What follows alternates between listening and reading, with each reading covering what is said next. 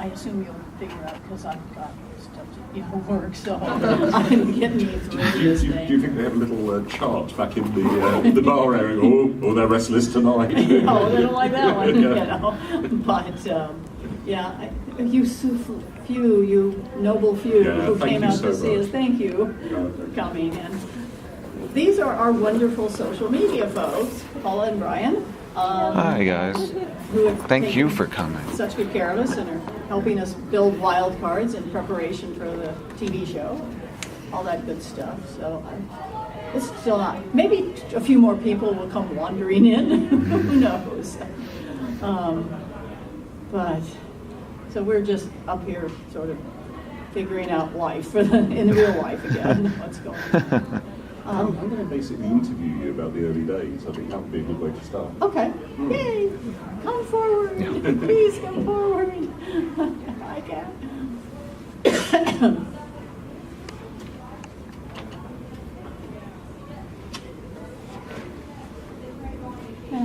So there are basically three forms of cricket.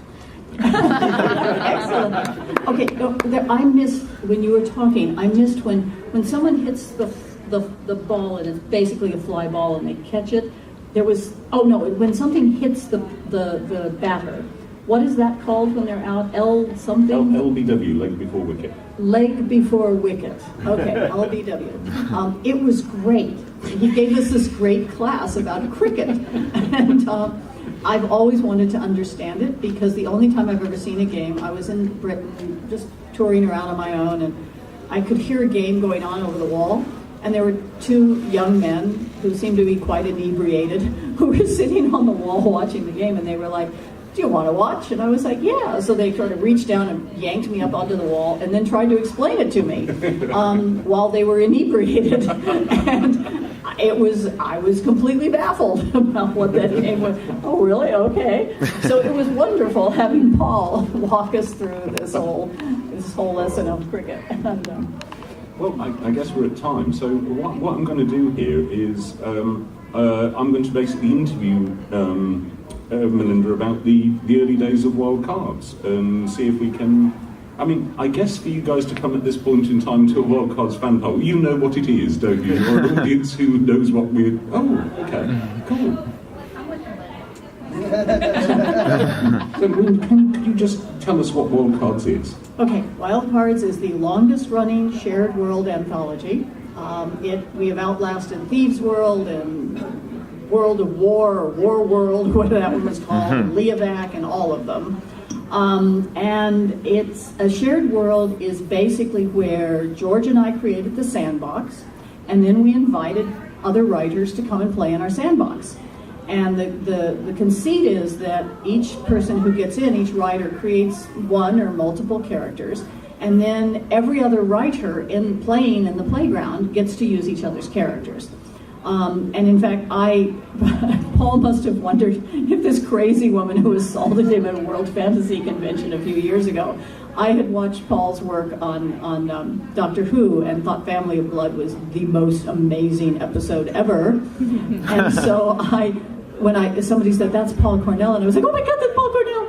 And so I ran over in the bar and I was like, "Would you like to be in Wild Cards?" And you were sort of looking at me like, okay. Actually, no, I knew exactly what this was, and I was kind of like, the invite has come, but I better play it cool. I thought I terrified you.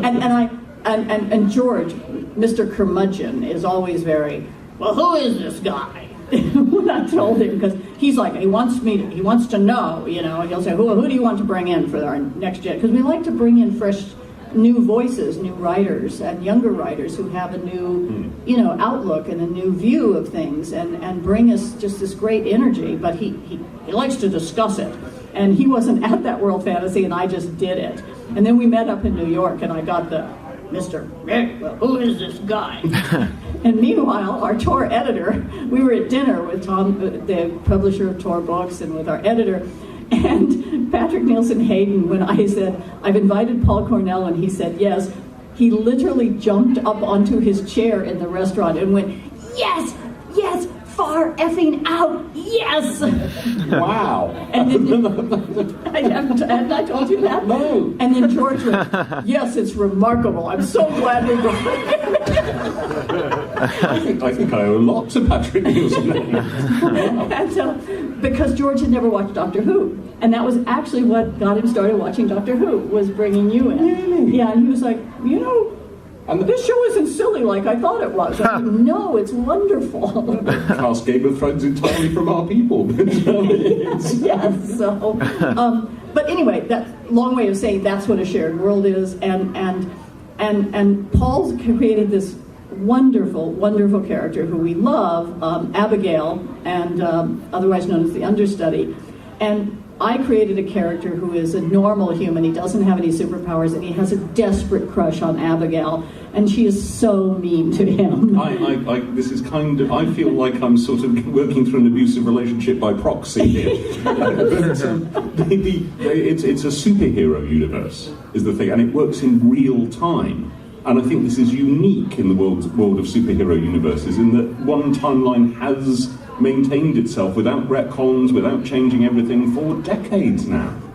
And that's a pleasure to work in. Our oldest characters are now really old. Yes. Like Croyd, created by Roger Zelazny. Roger Zelazny, and Croyd is one of those. Roger was one of the great science fiction writers of science fiction. I mean, one of the masters.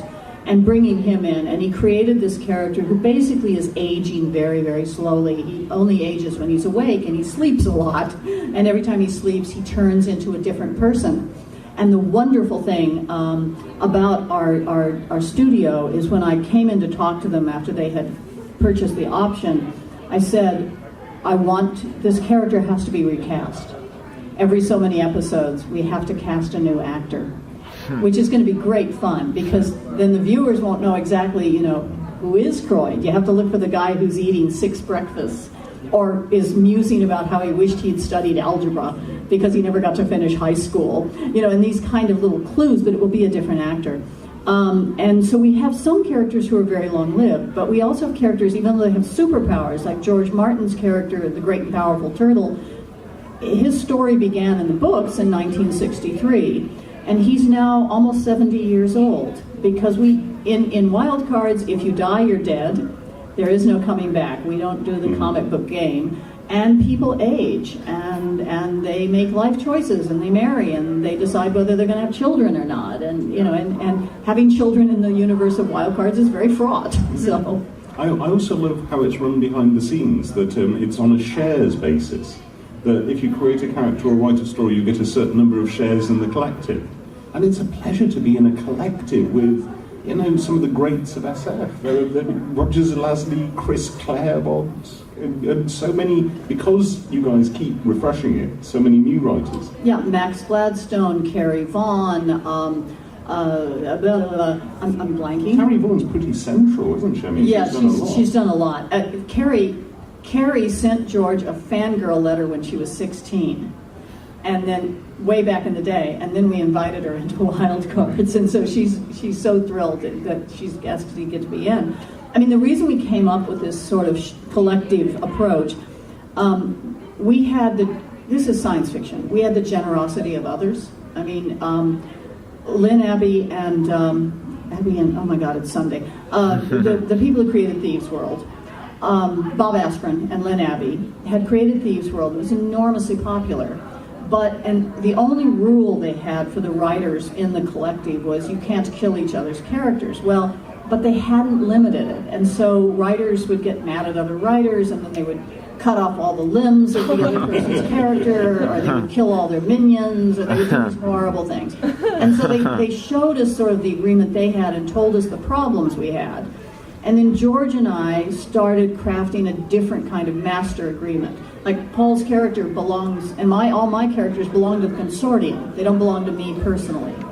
And in the consortium, you have to get permission to do something with another person's character, and you have to show what you've done to that other writer and get their permission. So you get to rewrite your own character's lines, which means that they are, they maintain their character across everybody's work, which I think is really useful. Yeah, I mean, in fact, when I get Paul back, if he's staying with me for a few days in LA, I'm going to show him the scene I just wrote using one of his characters to say, tell me how to fix this, make it better.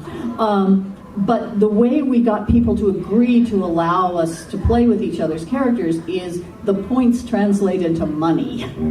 And so at the end of the year, depending on how many consortium points you have, you get money. And so that meant that if you allow another writer to use your character in a significant way, you get another point. If you allow a character to be killed, you get 5 points. I mean, you get, and so it rewards comity, I guess, is the best way to put it. And so instead of fighting with each other, we all really, work together. And in fact, people who want the points and want to get extra money are like, yes, please use my characters, please, here, be my guest. So how did this all come to be back in the day? Well, some of you may know, it began as a role-playing game. George was a huge comic book fan from the time he was a kid. And Christmas one year, one of our wildcard writers, Victor Milan, who sadly passed away this year, Victor gave George a role-playing game called Superworld, and which was, typical superheroes, supervillains, blah, blah, blah. And we played the game obsessively. I mean, like 3 nights a week until 1 and 2 and 3 in the morning. And then George, at the time I was still living down in Albuquerque, he was up in Santa Fe, and he would spend the night at my house because he didn't want to drive back at 3 in the morning. And one morning, I'd gotten up, fed the horses, and done all that, and I was making breakfast, and George comes dragging out, and he goes, there's got to be a way to make money off this obsession. and then we sat down, and he said, what if we did a shared world? And we sat down, and for 3 hours over coffee and blueberry pancakes, we fleshed out the world. And George had said to me, I hate all these stupid origin stories and superhero stuff. And I want something cohesive. And so I came up with the aliens and that they're field testing a virus on Earth that causes this. So everybody has the same origin story, which is actually hugely helpful for us in TV, because once we've established that, we don't have to keep retelling origin stories, which I think is one of the weaknesses of many of the superhero movies we see. It's like, yes, I know it was a radioactive spider. Oh, yes, I know. I mean, we don't have to redo that. There's one origin, 1946, virus released, this is what happened. Oh, and the history of the world was exactly like ours until that moment. 1946, yeah. So we left everything intact. And the only reason it started in 1946, it was supposed to start in 1986. We were going to have a virus release then, but George invited in an old friend of his named Howard Waldrop, who was a very brilliant but eccentric writer. And Howard said, it has to start on my birthday, September 15th, 1946, or I won't write the story. And I have to write the first story. And George went, oh, well, okay. And it actually proved to be brilliant. Jet Boy. And not only just that, but what it gave us was the opportunity to explore the House Un-American Activities Committee and McCarthyism and the 1960s and Vietnam. And so we had this history that gave us, gravitas, depth, that we wouldn't have had if we'd started in 86. But I have to tell one funny story. So Roger Zelazny had the second story in the book about Croyd as a young kid walking home from school the day the virus is released and seeing these horrific things and people dying and transforming around him. And it's called The Long Walk Home. But it was essential that it be a weekday so that Croyd could be in school, and he's trying to get home. So Roger calls Howard and he goes, was September 15th, 1946 a weekday? And Howard went, absolutely, I guarantee it was. So Roger writes a story, books get published, and Walter John, who's obsessing, Walter John Williams, took a look at one of those master calendar things, and said to Roger, we were all sitting in George's living room one afternoon, and he said, hey Roger, did you know that was the Sunday? And Roger, who at the time used to smoke a pipe, and he would curl up like a cat on things. He was sitting on this giant hassock, sort of curled up with his pipe in his mouth. And Roger was the sweetest man in the world. And I remember he sat there and he took the pipe out and he threw it into the fireplace and it shattered, and he went, damn it, at the top of his lungs. And so we just kind of go, and then Howard started, well, was it the Julian calendar? Perhaps it was, and we were like, bullshit, Howard, what a jerk. But yeah, that was sort of... How could he have been offhandedly aware that the day he was born was a weekday in the first place? I mean... Yeah, and it never occurred to him to look it up, but no. So, and Howard will not write for us again. He said he will only write the final story, the last story in the last Wildcard book. And so George and I think, just to spite him, have been busily making sure that we don't end it, that we just go on forever. I really love the deep roots of being part of this world as well. The fact that it's tuned into so much classic science fiction that, and it continues to be renewed. I mean, just recently in the modern volumes, this year we've just had 2 in a row, in the same month, 2 released in the same month, only because one of them is an American book, Low Chicago, and one of them is a British book, Knaves Over Queens. And the British volume is a history of wild cards in Britain. So it's what Britain was doing at every point in the wild cards calendar. And we've got people like Charlie Strauss joining us now, and Peter Newman and Emma Newman. And Mark Lawrence, and I mean, it's an amazing lineup, and so exciting to have, again, these new voices with a completely different perspective. I'm already, every time I come to a convention or I meet people or follow people on Twitter or read their Facebook, I'm like, oh, you would be interesting. Next time we open up and say, hey, we need some fresh blood here. Apart from anything else, when you dragged me away across the party, I was with people who knew absolutely what wild cards were, so I was delighted to go back to Chris Roberson and say, I've just been invited, I think you're fine. Like, damn it. Yeah, no, it was, it's been a joy. There are moments when, you're dealing with personalities, and writers can be eccentric, but overall the ability of everyone to work together has been remarkable. George is off in seclusion, really working hard on Game of Thrones and on Ice and Fire, excuse me. And he just turned over the next British book to me. And so, and again, the willingness to work. I was on Skype with a writer in Belfast, Dublin, I think, and a writer in Somerset, and me, and someone in Chicago, and another writer in Texas. And we were all Skyping together for 2.5 hours, and I was putting them through what would have been a writer's room. It was like, okay, here's the basic beats. Tell me what your characters are doing. Okay, that won't exactly work. Can you read? And we all were, working together to plot this thing. And then I put together this master outline, which I actually have. I should have brought it with me. It's 22 pages, every character in a different color, and what they're doing on every day, because this thing takes place over 14 days. Your expertise in television has really shaped the book line, I think, because it does feel like a show.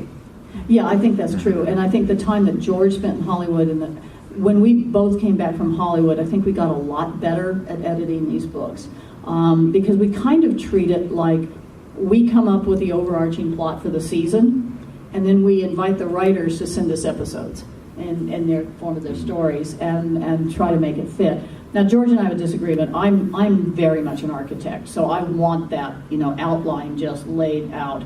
And George is, he wants to know where it's going, but he kind of wants to know it. I'll know it when I see it, which I think is tough, though, with this many writers. So I personally think my technique is better, but that's, I'm biased that way.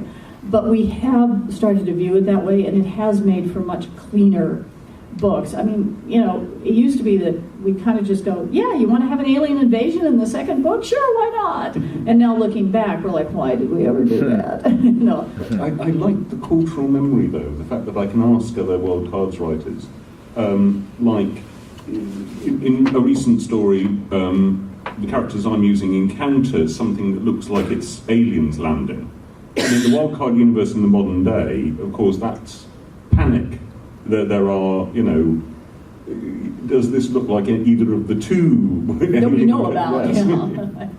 And you brought in aliens that have not yet appeared, know. I'm so pleased about this. I know, I'm so excited. I mean, it's Time travel for the first time in Low Chicago. Yeah, which we will never ever do again. That was George and I have said, we will do it one time. It's a power that Croyd gets once, and we're never going to do it again. But my God, it was fun to have done it.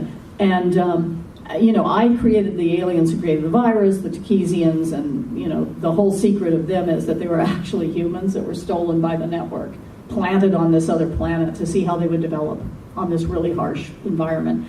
And that's why they're genetically identical to us, because... and then George had created this, sort of group of master traders. Because George wrote a book, what's his trader? Why can't I remember it? Jubal.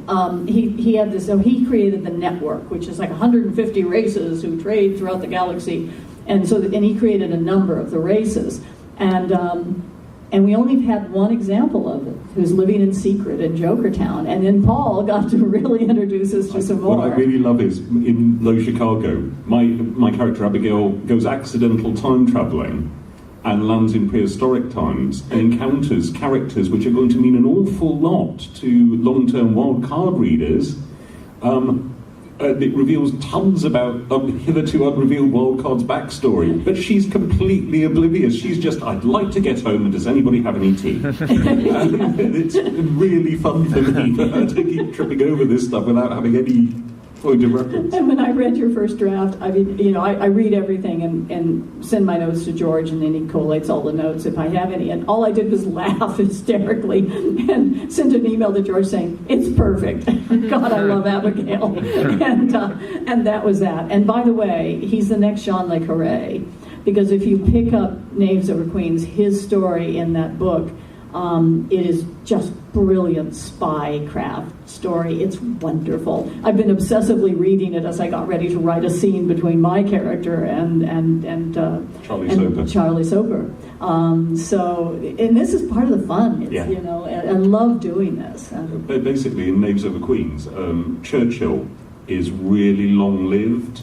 He's kept going way, way too long. And the British being the British, nobody's saying anything. The wild card extended his life significantly. Yes. And I write basically a story about the real Churchill, about how that's really a bad idea, him still being in British politics. And we all got to be a bit cynical in Knaves Over. I like that cynicism at the heart of Wildcards as well, that there's a very real-world grittiness to it. Yeah, we didn't want... I mean, the problem with comics has always been that you never see any collateral damage. I mean, supervillains and superheroes fight in the sky over Manhattan, and you never hear the death toll from Avengers. I mean, how many people died in Manhattan that day? It has to have been thousands, hundreds of thousands, and yet it's just glossed over. And we go right at it, because the wild card virus is predominantly deadly. If you catch it, you die. You draw a black queen, is how we put it, and you die. And excuse me.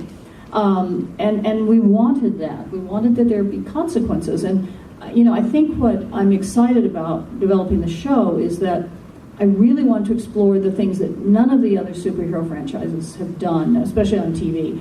We want to look at law, and we want to look at politics, and we want to look at how the culture changes. And Carrie Vaughn brought that to us when she suggested we needed a reality TV show. How does Hollywood change? How do all of these things... I mean, every time I interview writers, I mention, how do you incarcerate people with superpowers? How much does the Fourth Amendment apply? I mean, how can you? And if someone can teleport or walk through walls. The Marvel Comics universe quite consciously doesn't do science fiction. That is to say, it doesn't do how society would change because of superheroes. They want a recognizable society that we can relate to that has superheroes in it, despite the fact that there are superheroes in it, which is a reasonable trick. It keeps it relatable. Wildcards does do science fiction. It's about how society changes because there are superheroes in it. Yeah, and you've written a lot of comics for both Marvel and DC. Or Yes, but I think both approaches are great. But I love the fact that Wildcards uniquely says the world would be really, really different. Yeah. And And that, I think, is going to be what makes us look different. And so many of the shows ultimately come down to, and we catch bad guys. Yeah. Tell us about the show. Because there is a TV show. There's a Wild Cards TV show now. Well, we are working very hard. I have an enormous announcement that I cannot make yet because I have to wait for the press release. But I expect within the next month there's going to be a very big announcement about where we're at. Now, Universal does own the IP. They had optioned it when they thought they were going to do it as a feature film, and I wrote the feature film for them, even though George and I have always known this needed to be a TV series and not a feature. And so that didn't work for a variety of reasons, because it's Hollywood, and that would be boring to go into. But meanwhile, they had this option. And then my producing partner, Gregory Novick, and I, as the end of the option was approaching, we went to Universal and we said, you realize you have this enormous franchise. You have, and Universal is the only studio that does not have a superhero franchise. The only thing they've got are the Universal Monsters, and they're trying to develop that, and that hasn't been all that successful. And they really would like to have a franchise the way Disney and Marvel and all these other people, Warner Brothers, all do. And here you have this world with all these books, over 400 characters. I mean, it's a universe. And the discussions went on and went to New York to the top people, and they went, George R.R. Martin, universe. Yeah, I think we'll exercise our option and buy it outright. And they did. So it is Universal's property. And the news I have is regards the network, but I can't say anything more than that. But things are definitely happening. I've had fun picking actors. I know I want Brett Dalton to play Franny. Oh. So I know that, and which charming young British actress do we find to play Abigail? Well, there's going to be one. She's going to be so young, but she's not on our radar. Exactly. When the time comes to find that person. So we're starting into that part of it, and it's exciting. I mean, it's really exciting. I think this panel might be bigger next year. Yes, I think next year we will have more people once people know that all of this is happening. I mean, that's one of the downsides is when, Wildcard's been around for so long, it feels, like, yeah, what's that whole thing? But no, I mean, we have new books, and we have another book coming out in October called Texas Hold'em that is just comedic and fun all the way through. It's a delightful book. And the collective basically divided into three because we had three books on go in a row? I'm not sure exactly why George decided we had to bring out so many books in such a rush. Maybe to beat the show. Maybe that was, that he wanted Michael Comar doing our covers, and, because it's going to be the actors on the next round of books. Yeah. We didn't have a big idea. Usually we have a big idea, like the Fort Freak, Low Ball and High Stakes was our horror thing. It was cops and then it turned into a horror novel. And we had the whole thing envisioned, and we had the whole thing envisioned for the Inside Straight triad. But we needed a new triad, and we weren't sure what to do, and so we did what we called the American triad, which was Mississippi Roll, Low Chicago, and then the Texas Hold'em. And Mississippi Roll deals with issues of refugees and immigrants. Low Chicago is the time travel and lets us look at history. And I, oddly enough, wrote the darkest story in the book. I don't usually write that dark, but man, I wrote a dark story in Low Chicago. And then Texas Hold'em is just fun. It's about a band competition in San Antonio, Texas. And one of the competitors is the Joker band, the band from the high school in Jokertown. So they're all Joker kids who go to Texas, and the writers just did a great job. These teenagers are so charming, and you just fall in love with them. Whether they're Nats, which are normal people like us, or Jokers, who are people who've been twisted and deformed by the virus, and then there's a tiny handful of aces in the midst of it. So. Does anybody out there have any questions or anything to? It's Sunday morning and we're all stunned. Everybody's stunned. What do you make of it now? You've sat here and listened to us. Oh, I love world building. I love it. I do it myself, my own writing type stuff. So I love the concept of multiple people working together, and they own this character and they own this character. And it does remind me of a fan base thing that somebody did in the 90s, where a bunch of people got together online and they own this character and they own this character, and they were just saying, I want Jessica Alba would be perfect for this character, so they did their own fan art for it and everything. So it kind of reminds me of that concept where multiple authors working together to create the world, and then they added in their own stuff too. So like fan art, but you guys are doing the whole. We're adding Well, a and TV series. thanks to Brian and Paula, people are being encouraged to do fan art for us on Facebook. And What are the names of your Twitter feeds and all that? How do people find the Wild Cards feeds and everything you guys do? Yeah, for sure. Everything is primarily under Wildcards World. If you're looking, that's on Twitter, it's Wildcards Series. But Facebook is facebook.com/Wildcards World, and the same for Instagram. And then you can find the series on Google through Google+. And then, of course, the website is wildcardsworld.com. Oh, and the website's terrific. It's got a complete history now, and all the covers, and so much content. It's really a good service for the universe. And each one of the writers, we're lining up people to write blog posts so that there's something to read, going forward, how people got in and what this means. And when you say you own this character, the interesting is we don't actually own the characters. Our consortium owns the characters, and that actually saved us in Hollywood. Because when I was out pitching this, George had gotten sick of Hollywood, gone back to write Ice and Fire, and turned it over to me. And every time I would go into a studio or a network to talk about it and pitch, the inevitable question was, do we have to negotiate with these 30-odd people, to get the rights? And I was like, no, you negotiate with George and I, because the consortium owns the characters. And everybody signs the master agreement when they enter into this game, and they give up that character. They can still, if somebody came and said, we really want you to write a Charlie Soper novel, Paul can go do that. He just has to give the consortium 20% of his advance.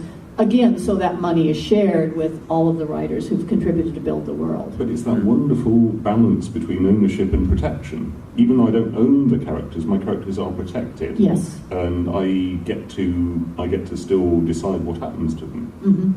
Mm-hmm. And the carrot is that you will get points and money if you let other people use your character. And if you don't let people, then you fall farther and farther behind in the points you get, and that worked out really well, because that was a problem with Leovac and some of the others, is that they didn't have the sort of writers fighting each other at proxy using their characters, but they had people who were like, no, you can't use my character.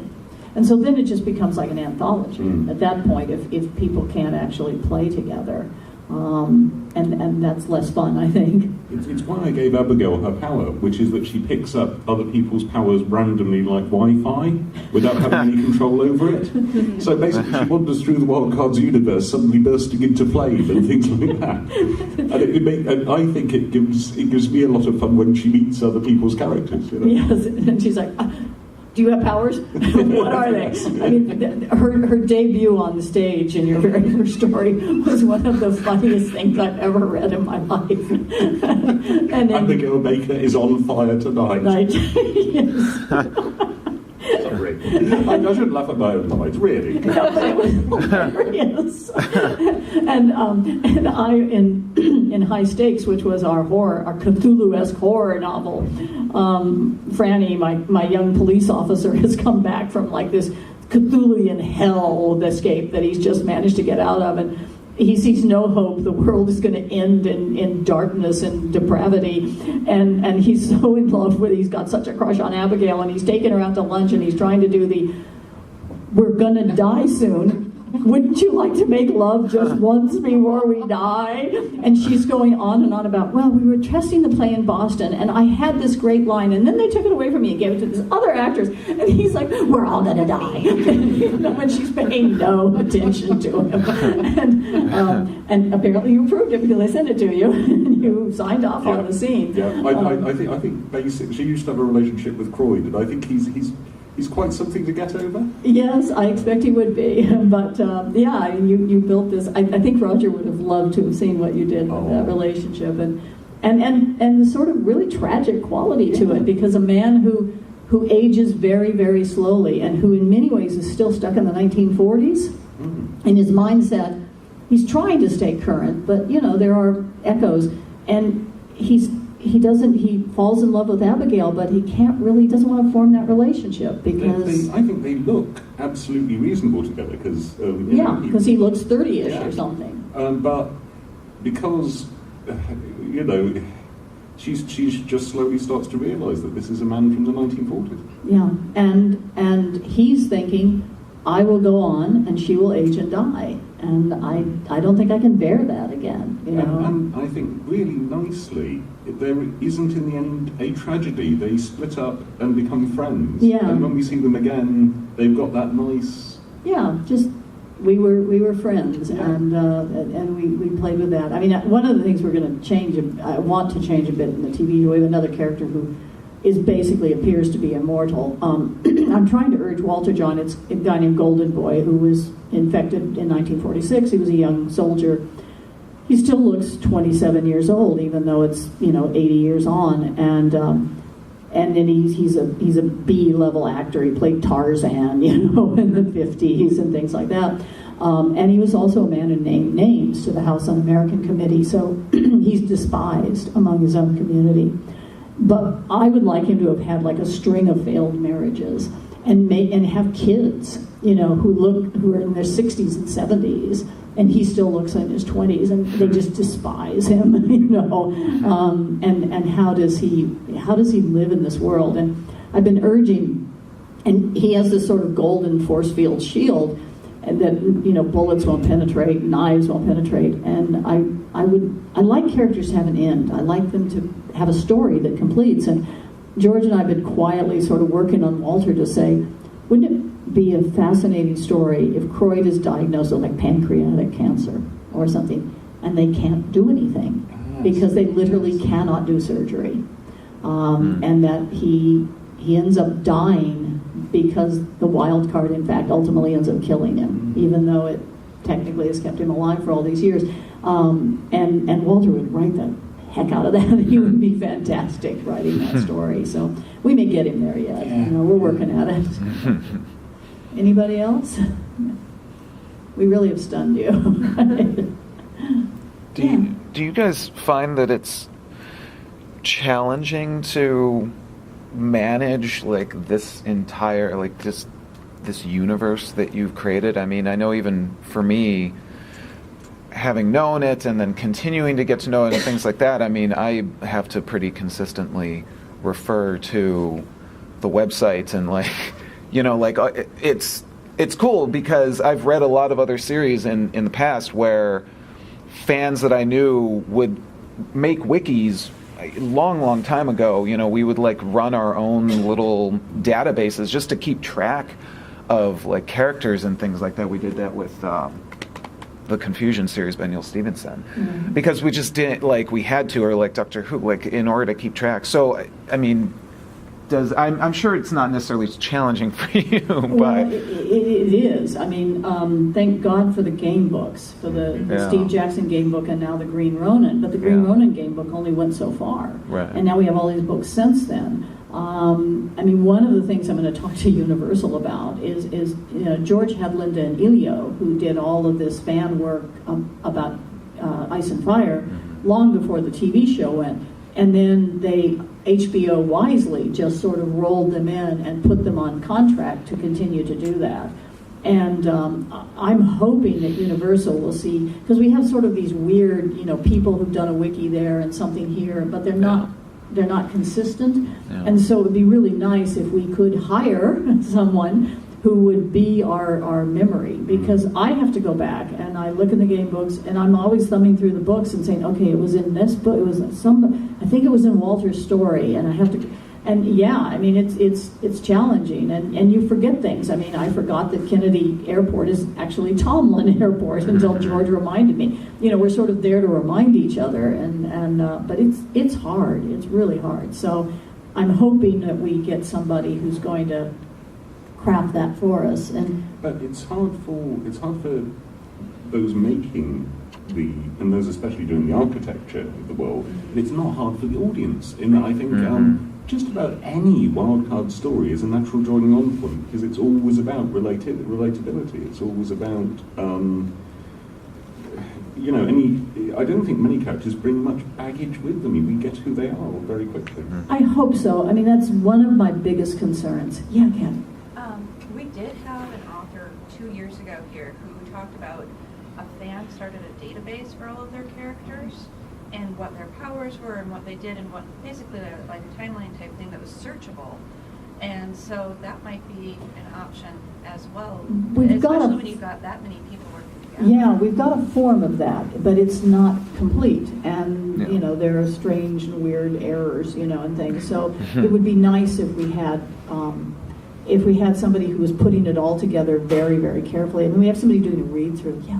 I just love, as being new to the series, I love the online communities that exist to support authors and new readers. You have the website for reference, but also very educated and passionate followers of the series who are on Facebook and Reddit, who are so happy to say, let me connect these dots for you. This is how we got, from here to here, and that's really wonderful to see as well. People ask all the time, like, well, where do I start reading the series? And there's information on the website for how to do that, but it's like you're saying, Paul, like the cool thing is you can kind of really step into the series almost any place in a lot of ways and not feel completely lost, which I think is really excellent. I mean, I usually recommend Inside Straight as the place to start. Only mostly because it's more contemporary and it has some of our newer, younger writers who just have created such fabulous characters. I mean, I do feel, and George and I have talked about this, we do feel that we got a little bit too navel-gazing in the earlier books, the Bantam books, and it felt like everything was so self-referential. And so we're trying very, very hard. We want callbacks, but we don't want callbacks that leave readers going, what? Why is this significant? I mean, and so it's a real balancing act. I mean, you must face it on Doctor Who. It's exactly like that. It's does the callback actually say anything to the current story? That's yeah. And I think that's true of wildcards very, very often. Like when the previously revealed elements of British wildcardness show up in Names Over Queens, they are there to be, like in the Charlie Soper story, the ace-related elements of British intelligence are there to be sudden, thuggish, fantastical intrusions which get in his way. Right. And we don't need to know anything about them, but there is lots to know about them if you want to. Right, but it's a balancing act, and George is an old comic book fan. He loves all this stuff. I mean, I used to listen to George and Len Wein, who created Wolverine and Swamp Thing, and it was just, I would sit in their living room and listen to them talk about comics and the golden age of comics and so and what happened with this person, and it's like, how did they keep all this in their heads? And George loves all that, and I'm much more pragmatic, I guess. I mean, there are certain things I'm hugely a fan of that I don't want them messed with in any way, but sometimes George is like, well, we should refer to this, and I'm always the person going, no. That's cool, but it's not relevant, and it's just going to be confusing, and we don't want to be like Marley's Ghost, where everything is being dragged behind us from all of these older books, if it's relevant. And we do have three people who are our memories. I mean, Croyd, Tachyon, and Golden Boy are the memories. And interestingly, I had always thought Tachyon would never make it into the show, and yet oddly, all of these people we're talking with are like, we love Dr. Tachyon. And so even though in the books his story is told, and I took him off stage and he went home and we're done, he's had his story told, he will be in the books, in the TV show. And we're going to use those three characters because they are our race memory. They can go back and give us flashbacks and give us reference back to the past, while we have all these cool young new characters, like Bugsy and Abigail and, just Earth Witch and all these Bubbles, all these terrific new characters. But I love that about us because they're there, but then we have the people like Turtle, who's 70 years old and is retired, and finally settled down with a woman, making a life, and I'm not going to go and be a hero anymore, and that was pleasant. One of the things I really love about the series is the pop culture changes to Earth's history. That after Jet Boy, after the virus release, Earth history changes in all sorts of ways, and so various different people get to be presidents, and indeed Queen, as it turns out. Oh, yes. And various pop cultural figures did do what they did in our world. Yeah, that's John Miller is a huge baseball fan, and a little known fact is Fidel Castro actually tried out for the Brooklyn Dodgers in his youth and didn't make it, and heaven only knows what history would have been like if they'd said, yes, please. So in our world, Castro actually makes it, and he goes to play baseball, and in our world, he's the pitching coach for the Dodgers. And George, who also loves baseball, was like, the Dodgers do not go to Los Angeles. They stay where they're supposed to be. And so they are still in New York, in Brooklyn. And there was that fun little part. And yes, we changed the Queen. and are playing with that, and different presidents, and we do have a Trump figure. His name is Duncan Tower, and he is now in the books. You will see him, and we were going back to as Tor is reissuing the old books. We're inviting some of our new younger writers to write new stories to fill in little cracks in those stories, so you're getting new fresh material in addition to the stories that were there. And Carrie Vaughn's done a number, Kevin has done a number, and they're great. I mean, they add just a lot of fun energy. So if you do want to start, even if you pick up with wild cards, and some books are better than others. Some books we did brilliantly, and others we were like, oh, I wish we could redo that. The first one, reading it now, really feels like classic American SF. There's so much quality in that. There's a really good audiobook version. Yeah, oh good. We've had a lot of fun. Unfortunately, because of Universal, we used to be able to get multiple actors to voice, and now Universal's gotten a little bit cranky about that, so we're only limited to 2 now, which I think is a shame in our audiobooks. But yeah, I think book 1 is definitely, when I recommend to people who may come on board in our staff, I say, read book 1, read Inside Straight, and read Fort Freak. You read those 3, then you've kind of got a vision and a way into this world. And so for those of you who might be interested, those would be the places I would start. George had so much fun writing as Hunter S. Thompson and Wolf. It was great. So we had a great deal of fun doing that. I'm keeping an eye on time because I have to go catch an airplane too. I think we've we've conveyed our own fanishness about it. I It think so, really yeah. excites me. I'm not a great wildcard scholar. I'm kind of muddling through, and I've learned that I can lean on the other members to give me the info when I need it. I'll sort of put a shape and say, like with the British story. There's something here which I need. What's that like in the wildcards world? And somebody will pop. We have a chat. We have a private listserv where we can throw out questions to each other and go help. And I need a lifeline periodically too. And I've been there from the beginning. So yes. Is there a character that has maybe gotten lost in the shuffle that you would really like to see get some more attention?